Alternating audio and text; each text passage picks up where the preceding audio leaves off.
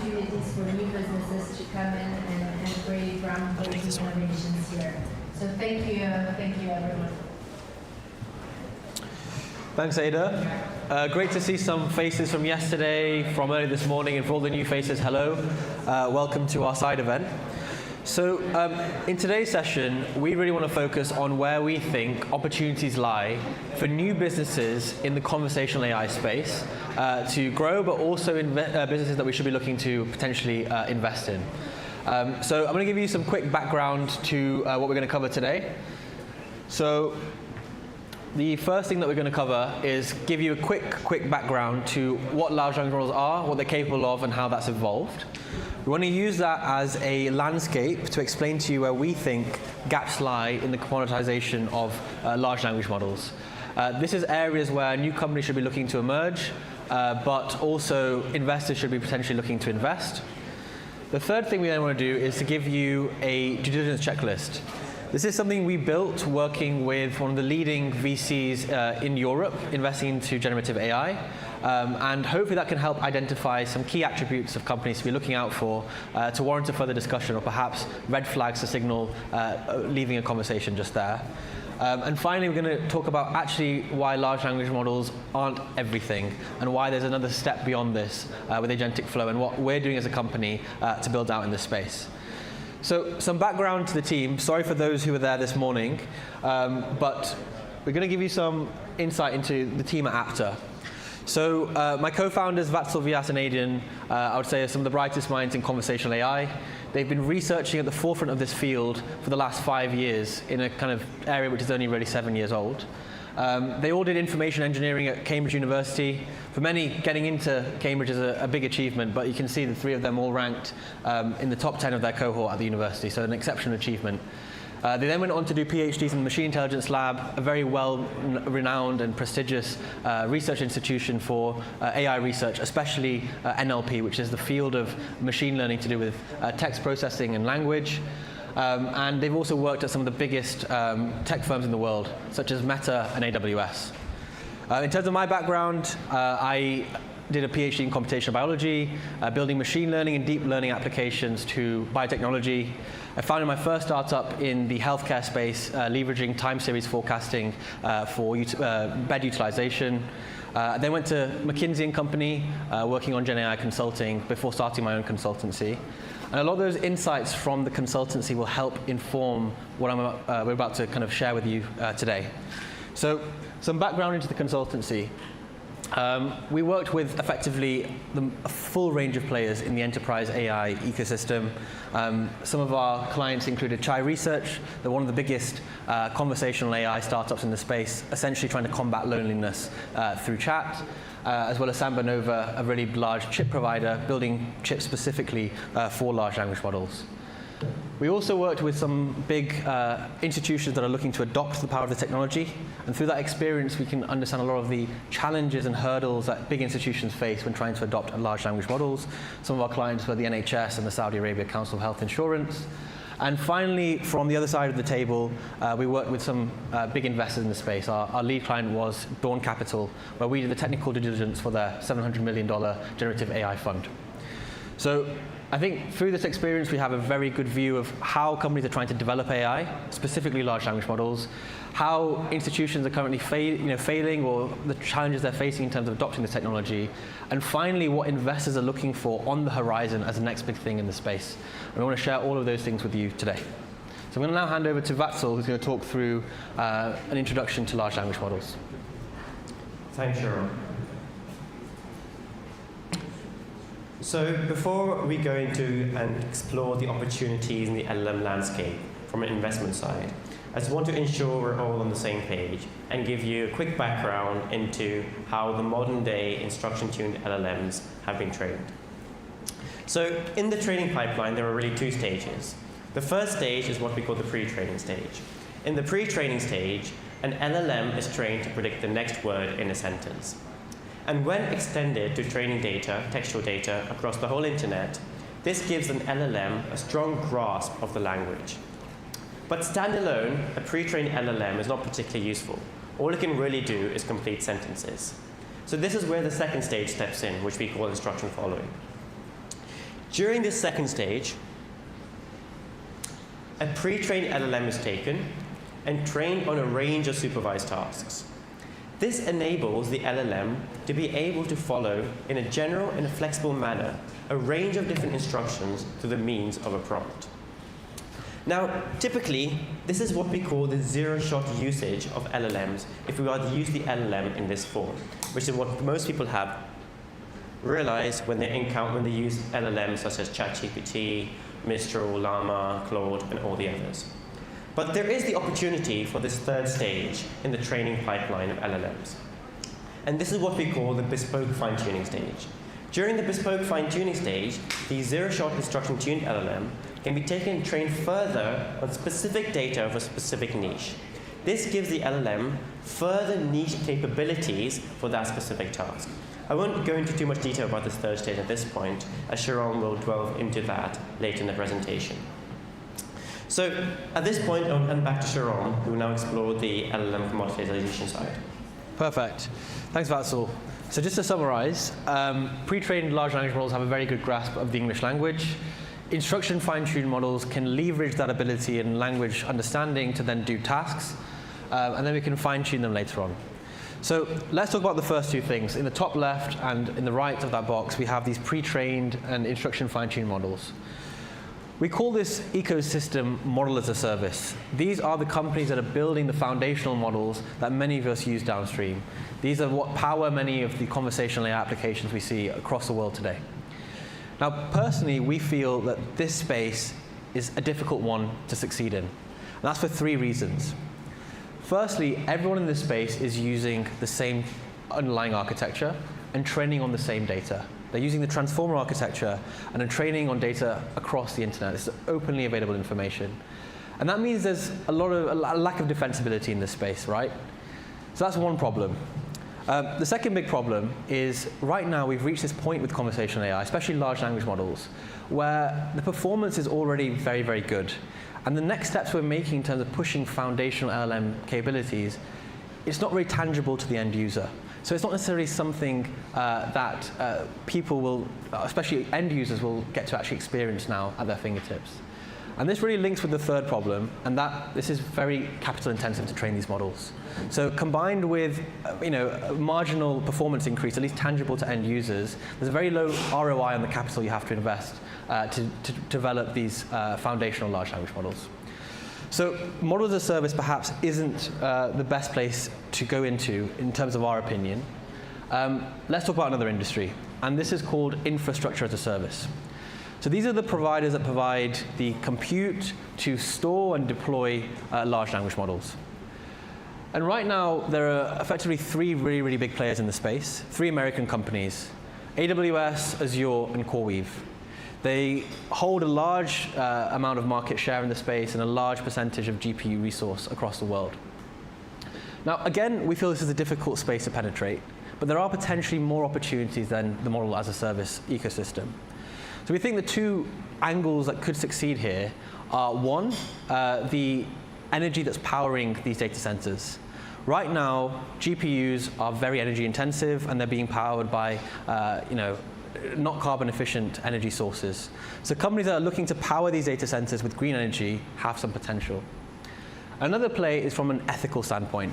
Right now, it's not really fair that three very large American companies control a large amount of GPU resource. They have control over the models that can be trained. They can limit certain individuals in terms of using these resources. So companies that are out there to create and democratize the availability of this resource may also succeed. And we're seeing a lot of companies, especially in the Web3 space, building in this domain. So that's infrastructure as a service, potentially a little bit more potential. And where we actually think the biggest potential lies is in the development of what we call business-specific large language models. The foundational models we talked about in the purple box are essentially jack-of-all-trade systems. They're generalist systems that are designed to cater to a broad set of use cases. And it's very, very difficult to be the jack-of-all-trades. Where companies will really succeed is when they're building domain-specialized functions, what we call business-specific large language models, leveraging proprietary data sources. So in AI, data is your cash cow. Having proprietary data that no one else has access to gives you an edge. So companies that have unique data access from the start or have a pipeline to gather data from their users are very, very likely to succeed because they can train their business-specific large language models on this data and have an edge over others. So business-specific LLMs in tandem with proprietary data have huge potential. I'm now going to pass back to Vatsal, who's going to talk through the other areas in the space where we think there is opportunity. Thanks, Sharon. So on the technical side, I'm just going to highlight a few areas where we believe there might be opportunity in the LLM landscape. So first, starting with the deployment side, we have this concept of ensembling. Ensembling is where we want to combine a subset of seed models to make a more powerful model to perform a certain task. So this is one opportunity where we see in the LLM landscape for companies. Another one is what we call uncertainty estimation. In the near future, it's unlikely that AI systems will act in complete isolation, especially in high-risk situations. It's more likely we will need a hybrid setup between human users and an AI system. And uncertainty estimation will enable seamless usage of AI systems in collaboration with humans. Because an uncertainty estimation system can effectively give an uncertainty score to the output of a model, which will inform how well a human should trust the output of the model and whether they need to intervene in that specific task. Another opportunity is what we call continual learning. At least in the LLM landscape, the majority of the LLM systems out there are trained on static data sets. They're trained in one-off cost, and then they are kind of cut off at the point of the data on which they were trained. Continual learning will enable these LLMs to be trained in a continuous way and be updated at a regular basis so they don't get out of date. So right now, continual learning research is still in the academic arena, and I'm yet to see this being deployed in a successful way in production environments. Beyond that is the concept of what we call adversarial robustness. As we move out of these academic arenas for most deep learning-based systems and into industry, these systems are beginning to interact with a wide range of users. And there's the risk, because at the end of the day, these models are just mathematical systems. There are what we call adversarial weaknesses for systems, mathematical vulnerabilities, where the system can be exploited for nefarious uses. For example, for a driverless car system, there may be the situation that a stop sign could be misinterpreted as a 50 km/h sign, and which would lead to undesirable behavior. So there is opportunity really for companies to explore adversarially robust LLM systems, which can kind of patch up these mathematical vulnerabilities to make our LLM systems more robust and effectively more safe. One more area on the deployment side where there's opportunity is what we call personalization. Most of these generalist LLM systems give the same outputs regardless of who the user is. If the system could be more personalized to specific needs or even nuances of a specific user, it would offer a far more immersive experience for any user base. So that was the deployment side. There's further opportunities, what we'd say, on the training side. The first aspect is efficient training. As Sharon was mentioned, right now the training process of LLMs is very capital intensive, and the race seems to be building bigger and better LLMs, which leads to greater costs, especially as what we call in our world a quadratic order complexity associated with the type of inputs. The longer they get, greater the cost associated, both in time and money for that. So operating to make more efficient training strategies will really help to reduce costs and offers space in the market. On the training side, another one is the trustworthy LLMs. At the end of the day, a language model is a language model, which means it's not based on or grounded in truth. It's susceptible to what we call, for example, hallucinations. It can make stuff up. So trustworthy LLMs on the training side will enable the system to be trained in a way which will prevent or minimize the risk of these hallucinations as they are in the current probabilistic setup. And finally, one more aspect is federated learning, which is very relevant, for example, to the Web3 community. In a lot of use cases, data should not be mixed effectively. We need to keep data sources separate from each other. But if data sources have to be kept separate, how can we train powerful language models which kind of need a centralized access to all the data together? So federated learning explores opportunities where these LLMs can be trained from different data sources and combine the strengths from these different data sources without the data all being concentrated in one location. So far, I've kind of highlighted, from our understanding, some areas we feel in the LLM landscape that would be worth investing into or exploring potential entrepreneurial companies operating here because there's actual opportunity or where they could add value to the space. Now, what I want to do is take you through 2 example case studies. these two example case studies will paint out specific characteristics of two different companies and their basically business value of what they propose. And as you go through these two opportunities, what I want you to consider is what points about each of these case studies are black swans, i.e. positive if associated with that company, and what points are red flags. And at the back of your mind, I want to kind of keep track which of these case studies, or which of those two companies I described to you, you would consider investing into. So let's take a look at the first case study. This is a company called Chat AI. They build persona-based chatbot technology. So you can have a persona, for example, of Yoda from Star Wars, if you know of it, or any other persona out there, and you interact with those personalities. The team is an AI researcher from Cambridge. The competition is there's other players in the market who don't directly compete against them. There is LLM technology based on open source solutions, which they host on cloud software. And the way they evaluate their systems is using real market metrics, things like user retention, rather than relying on academic metrics. The other case study is what we call ChatGPT. ChatGPT is a medtech startup. What they do is effectively summarize medical notes in a digestible form, which can be used for various downstream tasks. They use effectively off-the-shelf technologies like ChatGPT and a wrapper around it to be able to build this pipeline. And currently the data they use is effectively scraped from data that's available on the internet. The evaluation strategy is using something called Rouge, which is a typical evaluation metric used for summarization in the academic arenas. So those were the two case studies. I just want to get a few from the audience first. Who would rather invest into the first company? Okay, we've got a few hands around here. And who would rather invest into the second company? We've got a few hands as well. And majority agnostic, it seems. So I'll hand back to Sharon now to take you through what we think is a better investment strategy. Cool. Thanks, Cecil. So I think we've got 5 people investing today in some company, which is better than yesterday. But yeah, I want to give you now a quick checklist to think through how we would assess these companies. By no means is this a gold standard checklist. It's just something that we've come up with Dawn Capital. Hopefully it provides a framework that could be useful to investors in the space or even entrepreneurs looking to build in this arena. So let's go through each of these in turn. So one of the most important things is the team. And specifically, the team should have some form of NLP capability. NLP stands for natural language processing, which is the field of artificial intelligence associated with language.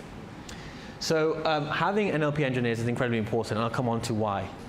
So that's the first thing.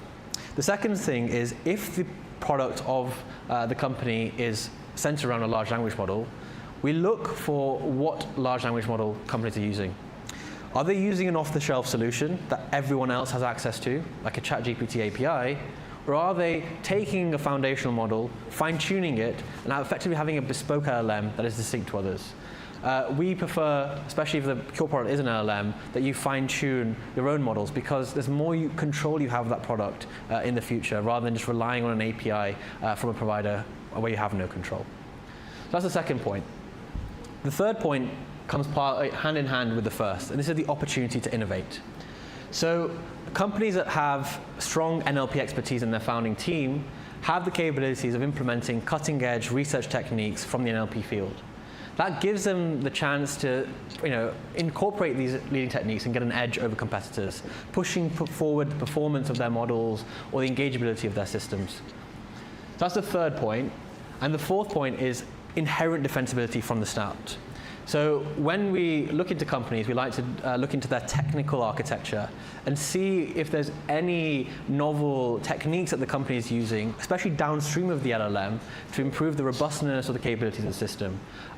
Again, a lot of this will come in part and parcel with innovating from emerging techniques coming out of the research arena.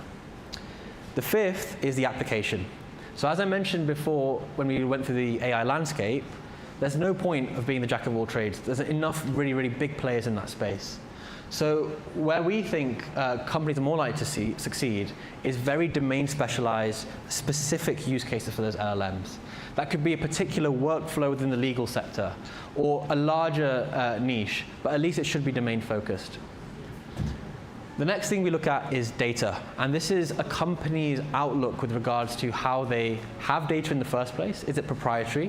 Because this is, again, the cash cow, the defensibility of a company, but also what their thoughts are with regards to storing data from users. Essentially, your ability to store data and use that data from users enables you to continually improve your system, especially improve user engagement. That helps to improve your model over others. And then we look at evaluation. So in those two vignettes we gave you, we went through the evaluation metrics that the companies use. And what a really big shift has been in the field, especially with the release of these models into the general industrial world away from academia, is that academic evaluation metrics simply don't really correlate with the real world. What we really care about is real human evaluation metrics. How much are users engaging with your product and moving away from these academic benchmarks which were very commonly used in the past. So companies that are optimizing for these human evaluation metrics, such as user engagement, user retention, are much more likely to succeed. And finally, the last thing that's very important to look into is a company's thought process with regards to ethics and safety of the product. In terms of ethics, is the product, the LLM, being used for a good reason? Does it have any potential for misuse further down the line? And secondly, what is a company thinking of in terms of the robustness of these systems? We mentioned that adversarial weaknesses are a thing with large language models.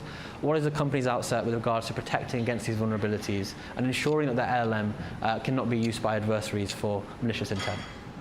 So I think that's a quick run through of some key points that we like to look into when a new company comes in, especially through a VC's door. Now it's going to move on to the next phase, which is basically talking about why large language models, perhaps not the be-all and end-all in conversational AI, and why agentic flow is the next thing. So I covered this in today's session in the morning, so I don't really want to dwell on this too much. But essentially, large language models have two limitations. One is the types of data that they can handle. So they're not really good at data types beyond unstructured text. But the second big problem is that they don't inherently reason. They're just designed to predict the next word. They're language models at the end of the day. And that leads to problems when you want to start doing tasks that require reasoning. Even this question here, what is the weather today, requires reasoning. So what agentic flow does is it uses large language models exactly what they're good at for, which is their understanding of language. And we use them for just two steps in the whole pipeline. One at the start is understanding the intent. What is the user trying to say, leveraging this language ability? And the second thing we use them for is right at the end of the pipeline to formulate answers into natural language. But the actual cognitive heavy lifting is done instead by a suite of agentic functions that are designed to do tasks with reasoning, not just simply predicting the next word. So we can see the exact same example here with agentic flow. And we can see how the LLM understands the intent of the question. The user is asking for the weather today. It breaks this down into two tasks. What is the location of the user right now? And secondly, what is the live weather in that corresponding location? We need those two things, the two reasoning steps to get the right answer. Now, an agent goes ahead instead of an LLM to do each step. The first agent identifies your location from your IP, and the second finds a matching live weather from that location. The output of the second agent is correct, but it's not necessarily the most intuitive, so we pass it back to the LLM, which formulates it into a nice conversational response, something that's very, very easy for a user to engage with. So that's agentic flow, and we are actually building a crypto system using this architecture. And I just want to quickly explain to you what we're doing there with Hero. So Hero is a co-pilot which is designed to make information access in the Web3 arena incredibly simple to access through chat, as well as democratizing the availability of analytics so that crypto investors can get much more informed insights when making investment decisions. And this is the architecture that we've built here today. Maybe Vatsal, you can go through some of these features. Sure, thanks, Sharon. So, as Sharon mentioned, our, secret sauce is that we have built domain-specific co-pilots. In the domain of crypto, there are multiple different, what we call domain-specific agents, crypto agent. Each agent can basically think of a bespoke function to perform a certain task. For example, we have the fundamental knowledge agent. The fundamental knowledge agent is able to operate over vetted crypto textbooks to answer questions related to fundamental knowledge. there is the live market agent. The live market agent is connected to an extensive database of information related to each token, market cap, trading volume, as well as their historical values, which enables filtering-based questions to be answered over those. Keep track of questions like, which meme coins moved the most in the last 3 days? Which coins are closest to the all-time low, but have a market cap of at least 1 million USD? So to be able to ask very bespoke, specific questions over the historical information of certain tokens, which might otherwise take a long time to answer. Beyond that, there is the market analytics. There's the investment signals, things like the quant indicators, for example, RSI, MACD, Bollinger Bands. More interesting ones are things like the influencer validator and the social media sentiment. As we know in the crypto space, sentiment is a big driving force behind the price value of certain tokens. So there will be agents bespokely designed to track the evolution of the sentiment from each of these sources, which informs part of the outputs to the user if queried about it. So the main idea here is that we have a single point access for users to both be able to access fundamental knowledge or any knowledge in the crypto space, but also be able to extract deep and sophisticated insights on the fly without waiting a long time, as well as having the flexibility to ask the question in natural language to extract these insights. So now let's pass back to Sharon to take us through a real-life demo. Sure. So let's imagine that I'm a crypto user, I like gaming coins, and I want to buy them near the all-time low. I like to buy coins with a particular market cap. So I ask Hero this very specific question. Now, there's a lot of filters here. To ask an analyst to do this, they need some coding ability. It might take them half an hour or so.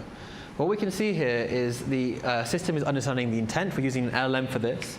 We're breaking this down into 4 sequential filtering steps. And now we're using our live market expert to run this query over that live market database and provide you answers within a few seconds. You can see how much quicker your workflow is to identify target opportunities that meet your criteria. And now you want to go a bit further. You want to ask for some quant analysis into a particular token that you've seen in that list. And we can see how the system is providing you those quant analytics within seconds, but not just providing you raw values, but actually giving you interpretability, explaining what each signal means in context. And you can also see how the output is completely multimodal. So that's just 2 examples of what we have available now. In addition, we're happy to demo this to anyone who's interested afterwards. We have a news panel which gives you up-to-date news about the global crypto market and specific tokens, as well as tracking the sentiment of these articles across time. Very useful because a lot of crypto is sentiment-driven, as well as a health score. That tells you the likelihood of new tokens being healthy or the chances of them being a rug pull. Again, this is a machine learning model trained on historical projects which have been rug pulls or those which have been successful. And I want to give you a quick glimpse of what we're producing next. So the next expert that we're going to be releasing is the influencer validator expert. We've scraped videos from some of the top influencers in the YouTube arena and have then timestamped all of the calls that they've made, enabling you to get, at a range of granularity, insights from KOLs. So imagine this YouTuber has given you a call. You want to find out what their accuracy is. You can simply type in the answer into the question into the system, and we give you the macro success rate. We can go even further. We can tell you how often or for how long after the call a token goes up, so you know when to go in and when to go out. Again, it's giving you a little bit more information to make more informed decisions and not falling into the traps and the pumps and dump cycles of classic KOLs in this arena. So yeah, this is just a few examples of the capabilities we have. Essentially, we want Hero.io to become the perplexity search of Web3, the single portal where anyone can ask any question about Web3 related entities, all the way from tokens to other things. For example, if you ever want to get cash from an ATM and you want to exchange Bitcoin, hopefully one day you'll be able to ask Hero to get all those insights. So thank you so much for listening. I'm just going to put up this QR code on the top right. If you scan that and sign up, you can get free access for 1 month for this Hero.io Copilot once it's been released. Yeah, and thank you very much for listening. Very happy to take any questions in the audience. Thank you. And we go straight to the next talk by Brandon, Head of Data Engineering at Hero. And Brandon is going to talk about our approach to how clean data sets to train the AI models.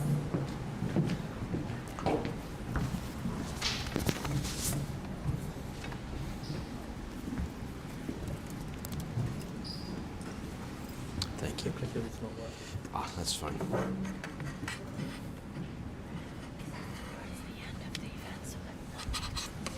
Gotcha. Okay. Flag me when it's like 7 minutes or something.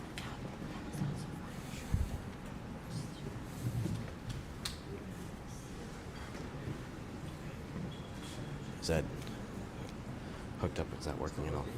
That's fine. I'll just click through. Thanks anyway.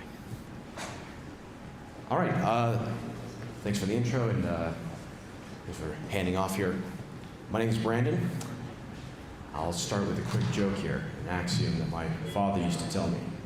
So he would used to tell me, Brandon, there's 2 types of people in the world. Those that can extrapolate from incomplete data. All right, so clean data is the new gold. No laughs today, okay, never mind. So we kind of walked through how all of this data gets funneled into the way the consumer gets to interact. I'm going to go through a little bit about how the sausage gets made without going into too many of the details. But essentially, I'm going to walk through kind of the structuring and standardization. How do you build a database that centralizes and standardizes the information across a decentralized sort of domain? So with that, oh no, it's not clicking down. So as a director of data engineering, my role kind of entails a lot of cat herding, a lot of data wrangling, making all of the process kind of flow into a few different verticals. So with that, we have about 12 different data researchers that are working through the labeling of a lot of this, a lot of the data classification to give us a better idea of how things can be at least abstracted and organized. My background is actually more from the telecom side with big data and performance analytics. I have a undergrad degree in electrical engineering and master's degree in sustainability systems. And with those sort of academic backgrounds, I've had a few different domains and a few different experiences kind of doing this same kind of project where you're layering a lot of data on top of each other. And that's kind of what we're trying to do with Hero, is how do you overlay that real-time data, market cap, trading volume, pricing changes, with something that's like a YouTube video post? How do you make those two things interact? So let me go to the next slide here. So with that, currently our proprietary data involves, as I just mentioned, a lot of dynamic data, a lot of real-time updated data, a lot of kind of time series and mathematical information. And we also parlay that with more static data, a lot of white papers, educational content. So we're trying to basically give a good educational research background if the consumer is just taking their first step into the Web3 space, and also trying to also build this out so that if the audience is more, established in the crypto space, they also have a very a value to be using this platform. So we also go through the process of going through many of these explorers to get all of the transaction history between wallet addresses, the exchanges, all of these tokens are listed on to get their performance and history. And then we also go through a lot of these major social media platforms and try to see who are the top voices in this space, what sort of the impact of their sentiment when they speak about a certain asset, or they make a investment advice. And to build that, we also look at maybe their statistics of how frequently they post, how long they've been creating content in that space, what kinds of hashtags do they layer on top of all their videos that they post. are those hashtags are serving an SEO purpose, or is there an actual content behind that that is valuable? Or, kind of looking at who is putting meaningful news and value into the world of Web3, rather than just people that are trying to get their names matriculated at the top of a search engine. So I would say most projects that I've seen doing a similar sort of news feed, interacting with market data, typically look at X, or Twitter, formerly known Twitter. And to me, it seems that that's a very small subset of what you would, what insight you can possibly gain. There's a lot of noise, a lot of meme posts that you have to kind of sift through that aren't really meaningful. What we're trying to also overlay on top of that data are those longer form discussions. It's much more complex and a lot more challenges that are involved with making meaningful insight from, say, an hour-long, long-form discussion between maybe a podcast host and maybe a KOA that's a guest, trying to understand, who's speaking when and what entity recognition we can pull from that long-form text, and then understand when that's mentioned and what's the sentiment around that actual tag and token, and actually build a meaningful insight rather than just a 120-character post.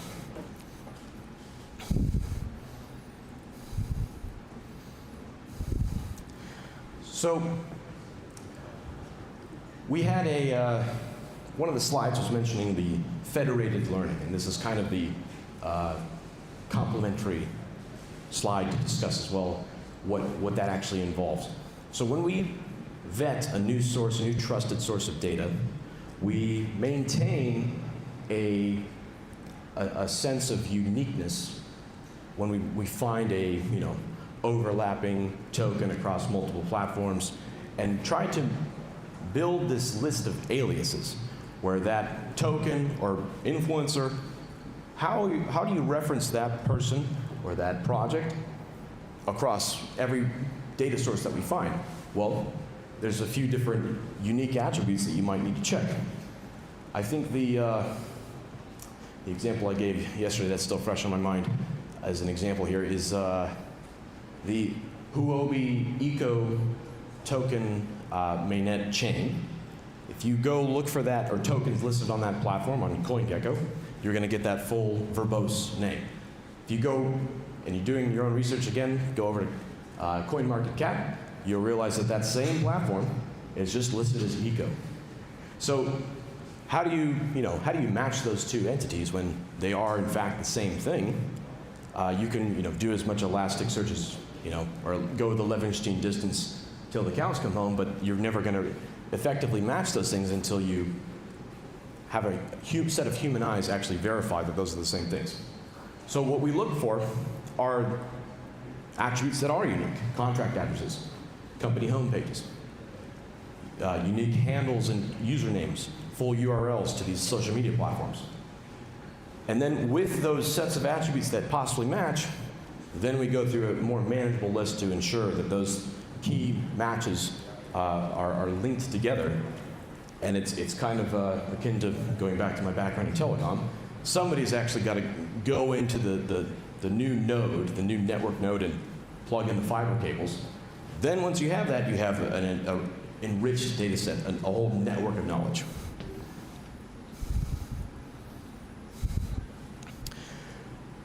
So I think I stuck on this slide a bit too long yesterday, but this is the kind of the full scope scale of our generic system architecture. So the overall viewpoint that I want to glean from this is we have kind of a 3 different frequency rates of update.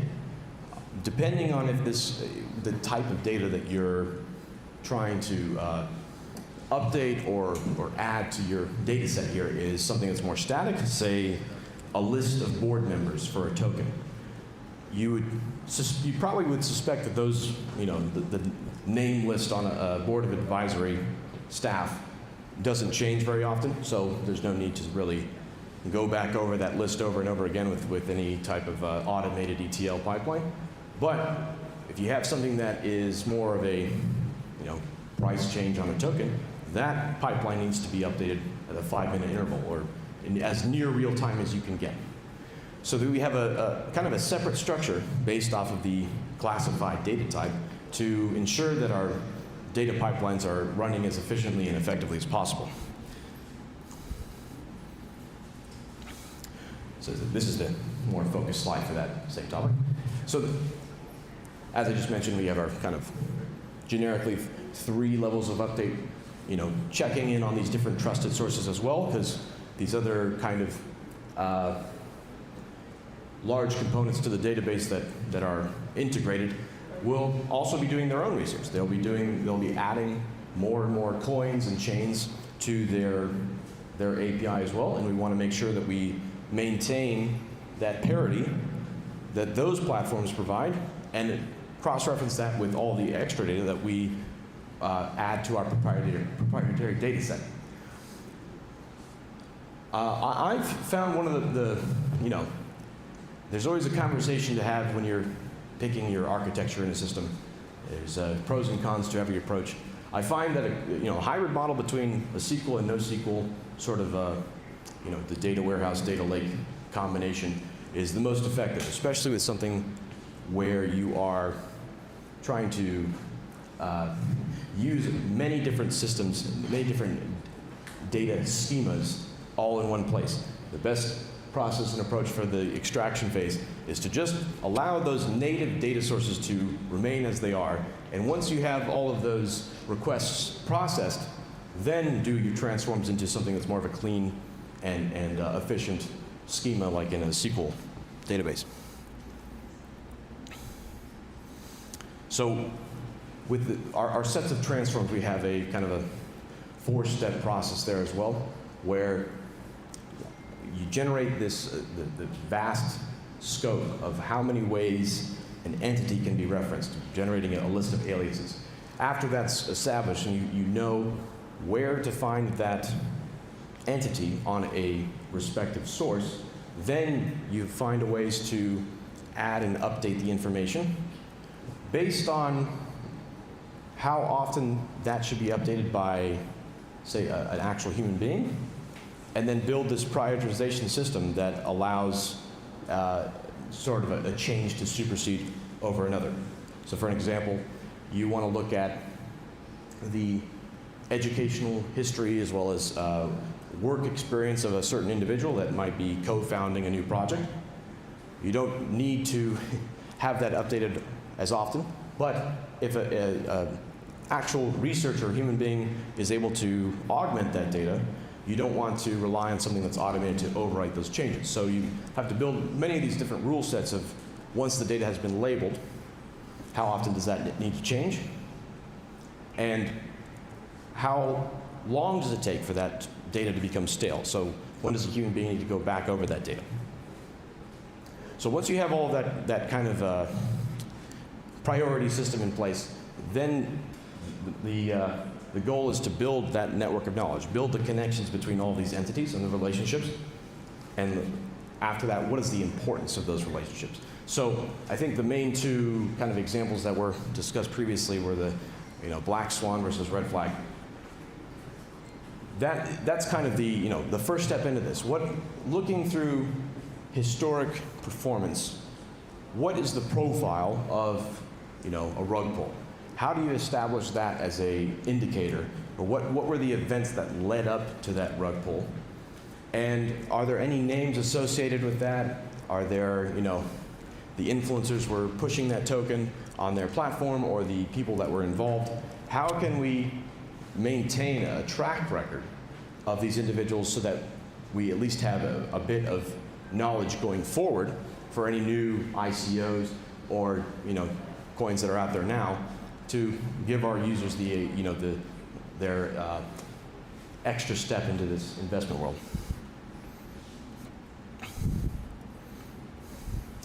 So the kind of this feedback loop part, the last step here of this process.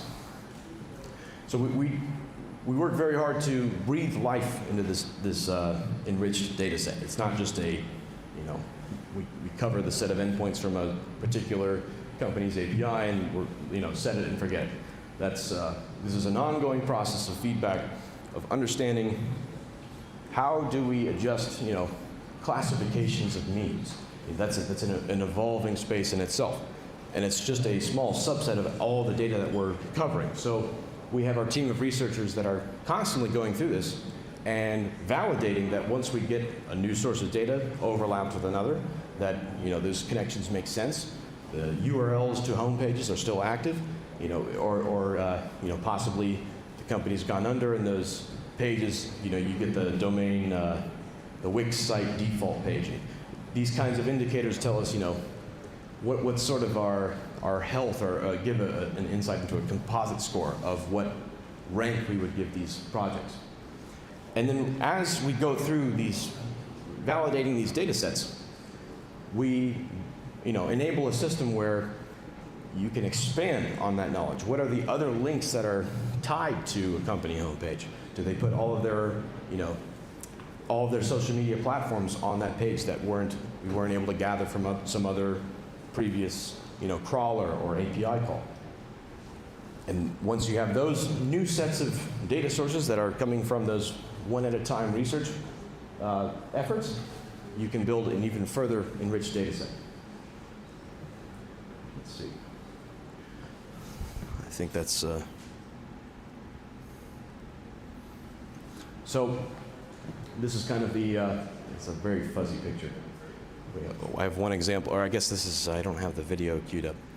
But, okay, so with this relevant example that I can't actually demonstrate,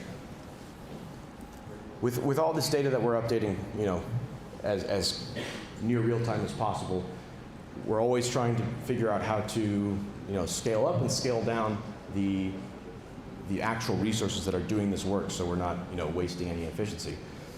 You know, and as I said before, there's times when there's particular sets of data that don't necessarily need to be updated because a human or an admin level person has actually updated that information, so we can kind of skip over those checks. And so I can't kind of click through this, it's not just a static image. But I'm trying to demonstrate here just that process of how we queue up all of these ETL tasks, and the pipelines are actually a little bit adaptive depending on all of this data that we combine in one place. Let's see.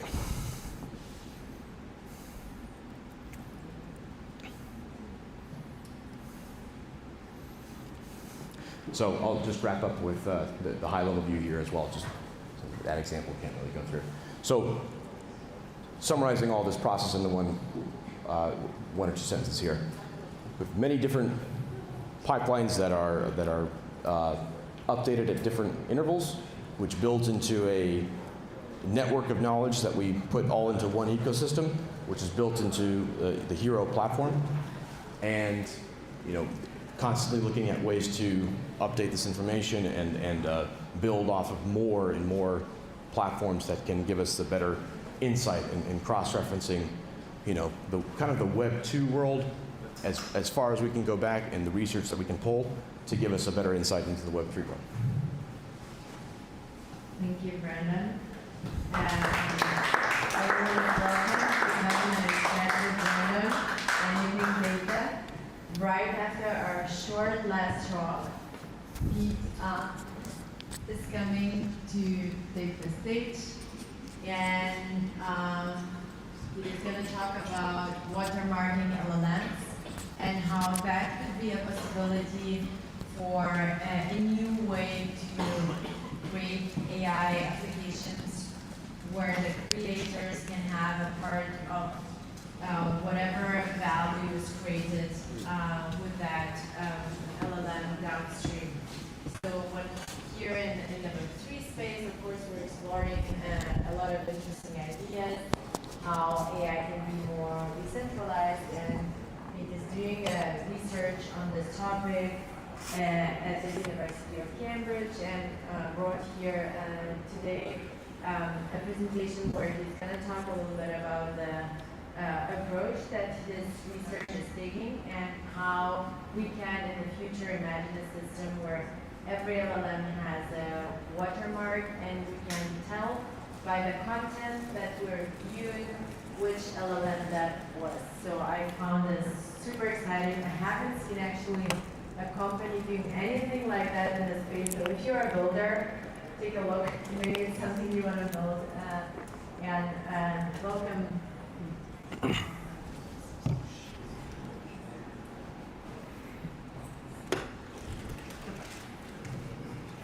Yes, hi, so I'm Peter.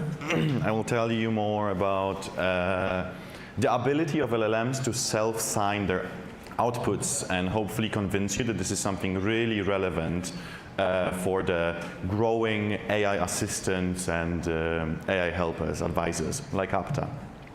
Before I start properly, let me introduce myself. So yes, I've just graduated from Cambridge with my bachelor's and master's. I've been doing research in the same lab with a lot of our other team members, and we've been collaborating on different projects. That's how I met the team and joined Apta. Personally, my research was in ethical and safe use of LLMs. Just a few months ago, I was in Mexico presenting the results. So what exactly is my concern? Well, Web3 is very focused on the user-owned, internet and content. There is so many methods for verification of ownership of different digital assets. So I naturally ask the question, why should we not extend similar functionality for LLM outputs? With the growing artificial intelligence in finance, with autonomous assistants and advisors, this is something that may be really valuable. So currently, the focus in monetization of developers is on at inference time. Developers build bigger and more powerful fine-tuned or pre-trained models that can perform a lot of a variety of tasks, but there is lack of focus on the content itself, on the factual output and the data and the value added of the downstream tasks. This is why people don't care right now that much about ownership, traceability, and detectability of the outputs.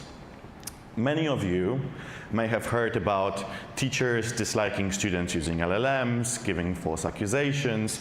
Many of you may have tried ignore all previous instructions, trying to expose lazily written bots online, trying to spread different agendas and similar. This is something that can be stopped by embedding specific signatures and watermarks in the output of the text.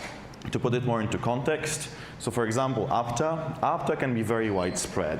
We're thinking that our system can be, on the official websites, can be also as plugins embedded in different systems. We can be sending reports on different social media outlets, from X, Telegram chats, Discord, different communities. And at some point, many users will start asking, is the thing that I've just read, is this report actually Apta? And even worse, you could have malicious users trying to go out to different communities, pretending to be Apta, giving false reports and suggestions, claiming that this is our advice, when in fact it isn't. So this is something that we can potentially safeguard with some of the concepts that I will tell you in a second. So the scope, I will go a little bit more in depth than the previous talks into how LLMs operate, to kind of illustrate how this can be achieved, and highlight what's the current state of the art and how there is a potential for interaction between the LLM technology and the blockchain community, how the modern cryptographic methods can be possibly introduced to make this even more robust. So I have 3 steps to explain to you working with LLM. First, tokenization. So a set of words, sentences, any kind of characters are converted into numbers, tokens. This makes it easier for LLMs to think about it and understand. In fact, LLMs use about 20 to 50, nowadays more than 100,000 tokens, and each sentence can be uniquely mapped to a set of numbers and then put back again into the sentence. back and forth. So why do we care about these numbers, these tokens? Because this allows models to perform a huge number of complex mathematical calculations to get the understanding of the whole sentence of the natural language. In 2017, actually, a group of researchers from Google, in the paper Attention is All You Need, presented the kind of template of what these mathematical operations should be to extract all the understanding, all the knowledge from the natural language. And what these models do exactly? Well, we feed in some specific sentence. Let's say we continue with this tokenization makes sense too. And at every step, they suggest some of the more likely words or tokens to follow it, one by one. So it continues with a suggestion to me. And then I can put this again into the model. It again changes it to numbers, extracts the meaning, and suggests that maybe after this we should put a comma. And then we should add but. And we can continue this for the further generation. Okay, models actually do a little bit more than this. In fact, if we look on the left side, models give it their confidence in each of the 50, 100,000 tokens, how likely are they to continue the sentence. So in this case, if I continue with this project is, some of the more likely candidates are like remarkable, insightful, creative, and all the others are much less likely, but the model kind of says how confident it is that this should be the continuation. And this is exactly where watermarking and a signature can come into place. We can come up with some arbitrary, predetermined, pseudo-random rules to exclude or maybe incentivize some of the token words during the generation. So many of you that have been using ChatGPT have seen, meticulous or versatile coming up a little bit too often. And these kind of word choices can be used exactly in this method to distinguish, okay, if the continuation for this sentence is remarkable, it's just a regular distribution. However, in a very specific case, I've removed the entirely likelihood of remarkable showing up in this position. I've incentivized some of the others, and the LLM chose insightful instead of the other word. And this is exactly something that we can detect. To put it into a more concrete example, what kind of rules can we set up? Imagine we have an LLM with 30,000 words, or tokens I should say, in its vocabulary. We set up a function that takes a personalized seed, a bot identity, let's call it, and the entire hashed history of the sequence to choose 3,000 tokens, let's say 10%. And we completely remove likelihood of them showing up in this specific position. So at every step, this 3,000 tokens will be, because of the changing sequence history, will be regenerated and changing very dynamically.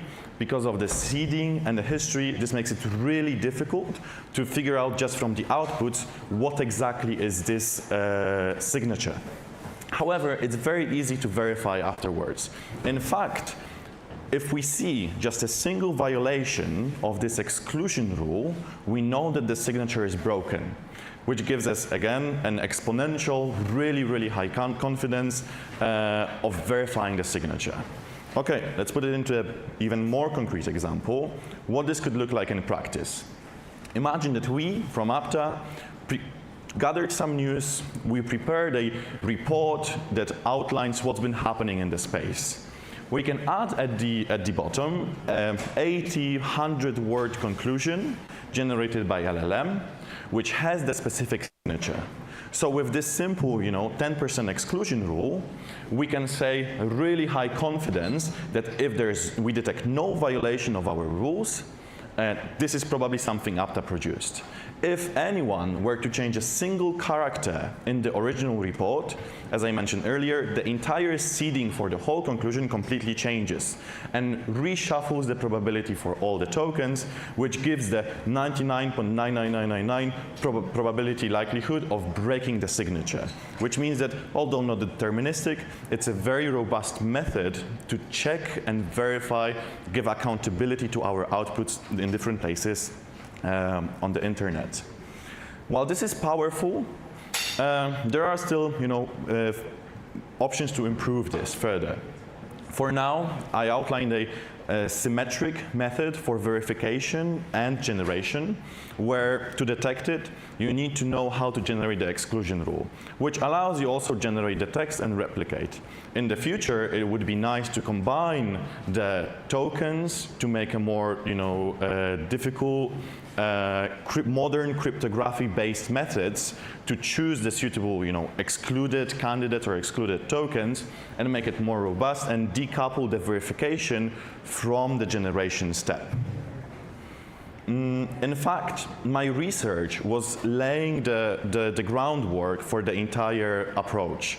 I was setting up a framework for evaluation of signatures and comparing the output of the quality of the output text with the signature strength to allow researchers developing such methods, making them more robust, comparable, and suitable candidates for use in the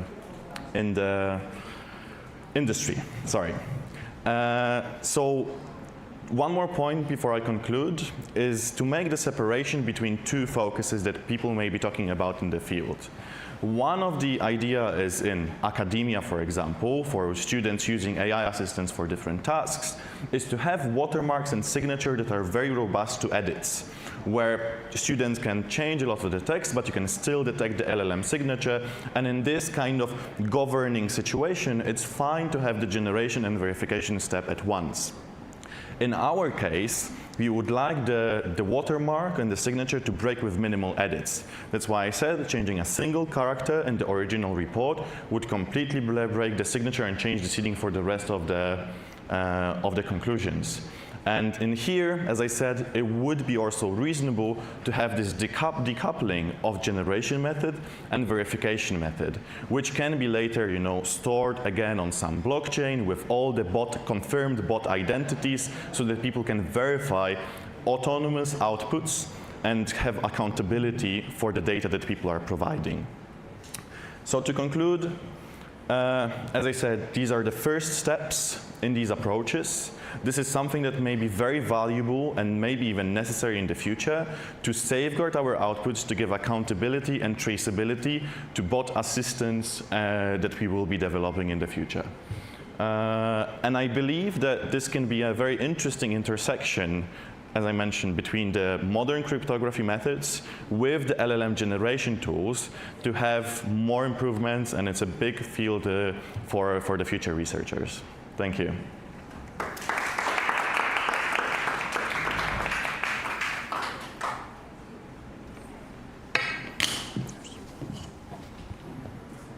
Thank you. And this was the last speech for today.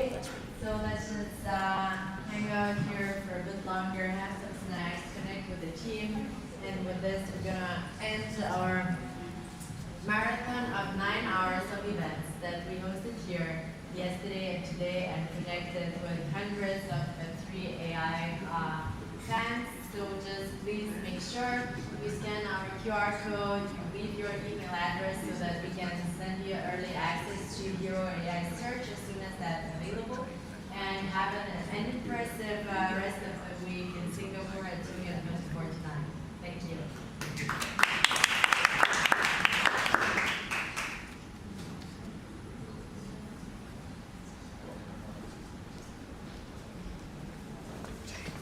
Jade.